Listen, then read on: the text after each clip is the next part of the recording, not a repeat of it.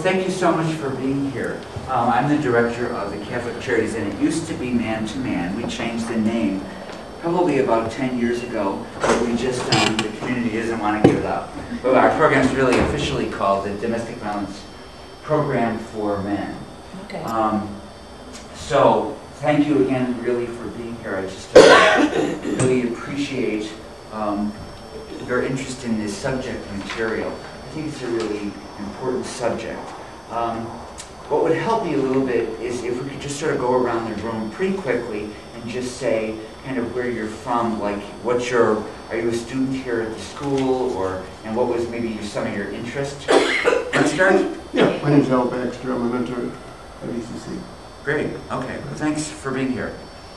You can say who you are, too. Nate Wallace. I'm the cameraman today, but other days I'm the Assistant Project Coordinator for the RISE program. It stands for Readying Incoming Students for Excellence. We help students make the transition to college. Yeah, great, great. Darlene Lewis, Director of Equity and Diversity. Hi, Darlene. You wanna go ahead? I'm Linda Murray. I go to the Goals program here. Okay, I'm Denise, and I go to the program. okay, I'm Linda Lazaro. I'm in the Goals program here.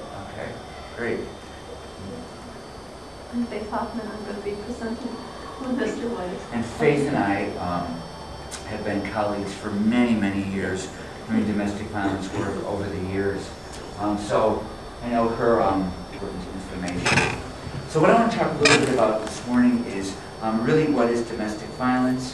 When I talk about domestic violence in its context from a broader perspective, and what we really need to do as a community to end domestic violence, because what is kind of intuitive and what we would naturally think would be a solution to ending domestic violence isn't. It's really very much counterintuitive.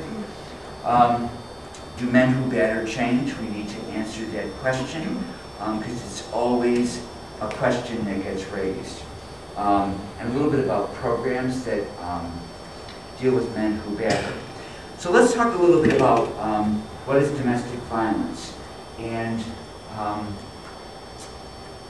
there's a couple of points that are kind of describe that. Domestic violence is a pattern of intentional coercive behavior. It's really meant to establish power and control, usually men over women.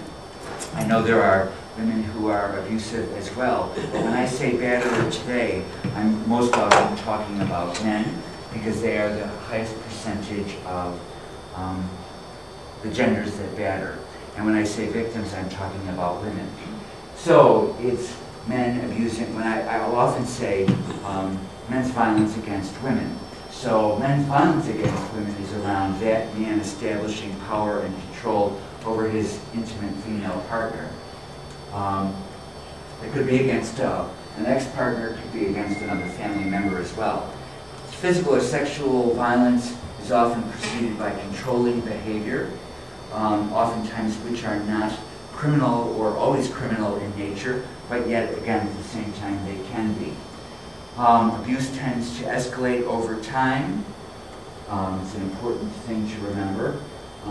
Oftentimes relationships will start out seemingly absolutely fine and wonderful and loving, and then over a period of time the abuse is more evident.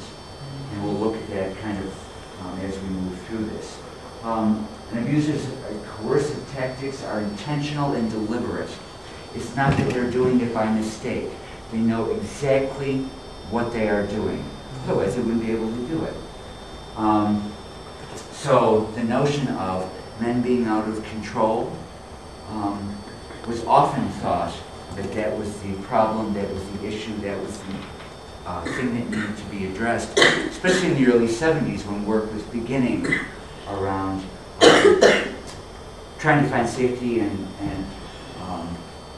safety for victims of domestic violence, and really dealing with men who were abusive of their partners. And we've really learned quite a bit since then that seemingly out of control is oftentimes the tactic. The thing that's not listed here that's really important around domestic violence is that those coercive tactics, those intentional behaviors that are used to instill power and control over someone. But the important thing to remember is, does it create fear? Does it establish fear of the person who's being controlled? So to kind of move along here, the beginning thought was that abuse looked like the cycle of violence, and in your handouts is the cycle of violence. The cycle of violence was created by Lenore Walker, and it starts with a tension-building phase, followed by the immediate abuse, or here it's called the crisis phase. But then after that abuse is really the making up, the sending flowers, asking for forgiveness on the part of the batterer, as often known as the honeymoon phase. So what you would naturally think about that is that, oh, in the honeymoon phase, there is no abuse.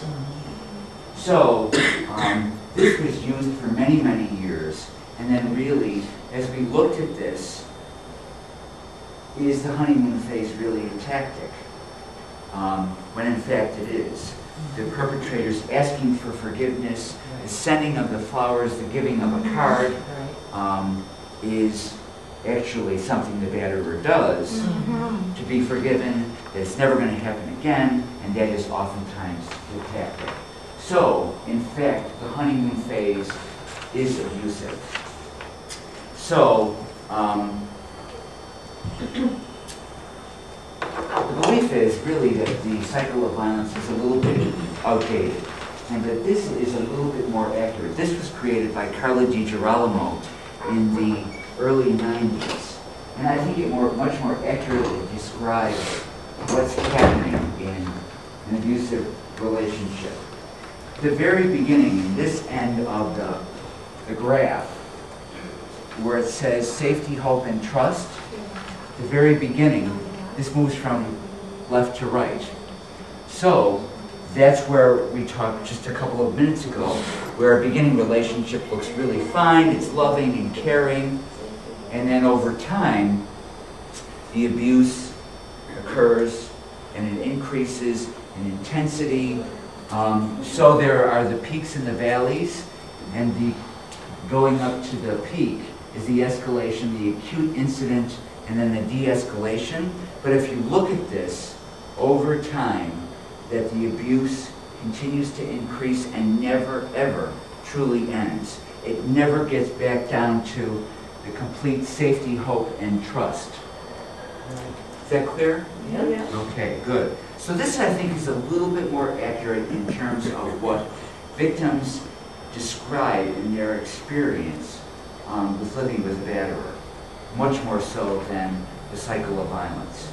But you'll hear the word cycle of violence still used today, but remember it's a little dated.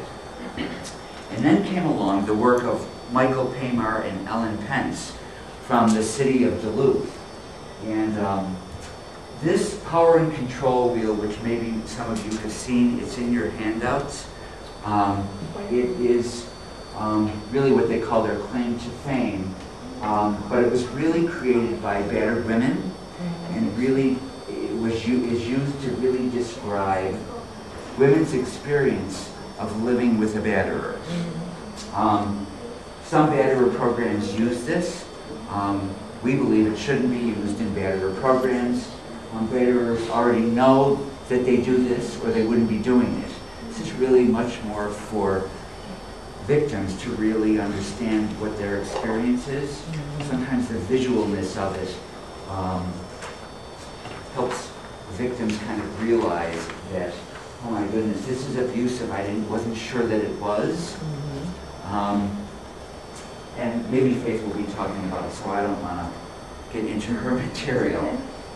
So, oftentimes people think that the power and control wheel, well, that's domestic violence, when in fact, that's only the experience between the abuser and his victim.